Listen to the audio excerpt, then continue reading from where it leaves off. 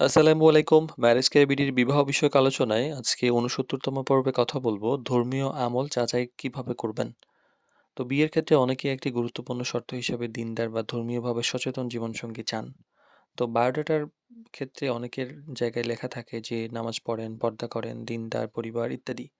কিন্তু বাস্তবে যখন প্রশ্ন আসে যে আসলে ধর্মীয় আমল বা দিনদারিতা কিভাবে যাচাই করা যায়, তো মনে রাখতে হবে যে কারো ঈমান বা নিয়ত পুরোপুরি যাচাই করা মানুষের পক্ষে কিন্তু সম্ভব নয়। তবে কিছু বাস্তব বিষয় দেখে ধারণা করা যেতে পারে।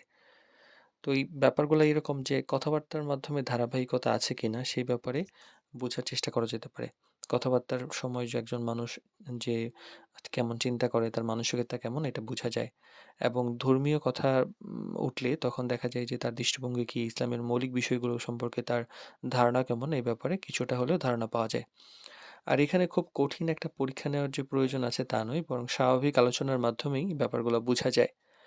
আর দৈনন্দিন অভ্যাস সম্পর্কেও আমরা ধারণা নিতে পারি। ধর্মীয় আমল সাধারণত এর উপর অনেকটা নির্ধারিত এবং দেখা যায় যে ৫ ওয়াক্ত নামাজ পড়া, ইসলামের বিধানগুলো মেনে চলার চেষ্টা করা, হালাল হারামের বিষয়ে সচেতন থাকা এই ব্যাপারগুলা এর উপর নির্ভর করে। আর এই বিষয়গুলো সম্পর্কে স্বাভাবিকভাবে জানতে চাইলে বাস্তব ধারণা পাওয়া যায়। আর পরিবার এবং পরিবেশের একটা প্রভাব থাকে। একজন মানুষ যখন দিনদয়াতায় পরিবার মানে পারিবারিক একটা পরিবেশের মধ্যে থাকে, তখন সেটাও একটা গুরুত্বপূর্ণ ভূমিকা রাখে। পরিবারে ধর্মচর্চা আছে কিনা, ইসলামের পরিবেশটা কতটুকু বজায় রাখা হয়, এই ব্যাপারগুলো থেকে একটা ধারণা পাওয়া যায়। তবে এটাও সত্য যে কিছু মানুষ আছে যে পরিবারের বাইরে গিয়েও ভিন্নভাবে জীবনযাপন করতে পারেন। আর পরিচিত শত্রু থেকেও জানা যেতে পারে যে যদি সম্ভব হয় পরিচিত কোনো মাধ্যম, বিশ্বস্ত কারোর মাধ্যমে বা আ স্থানীয় ইমাম এই ধরনের ব্যাপার থেকে ধারণা নেয়া যেতে পারে।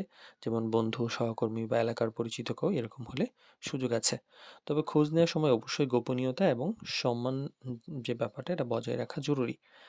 তো আরেকটা ব্যাপার হলো সময়ের সাথে অনেক ব্যাপার বোঝা যায়। সবচেয়ে গুরুত্বপূর্ণ ব্যাপার হলো দিনদারিতা অনেক সময় যে কথার মাধ্যমে বা আচরণের মাধ্যমে তো বোঝা যায়। তবে সময়ের সাথে একজন মানুষের ব্যবহার, দৃষ্টিভঙ্গি এবং জীবন ধারণের যে তার ব্যাপার, সে ধর্মীয় সচেতনতা স্পষ্টভাবে বের হয়ে আসে।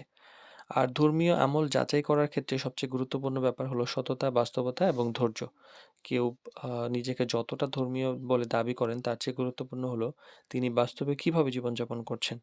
তাই শালীনতা বজায় রাখা, স্বাভাবিকভাবে বিষয়গুলো বোঝার চেষ্টা করা এই ধরনের আ আ যে ব্যাপারগুলা সেগুলোতে শেষ পর্যন্ত মানুষের অন্তরের যে অবস্থা কিছুটা হলেও বোঝা যায়। তবে মূল যে ব্যাপারটা সেটা তো আল্লাহ ভালো জানেন। আমরা জাস্ট আমাদের জায়গা থেকে বিয়ের উদ্দেশ্যে চেষ্টা করতে পারি যে যতটুকু বাইরে থেকে বোঝা যায়।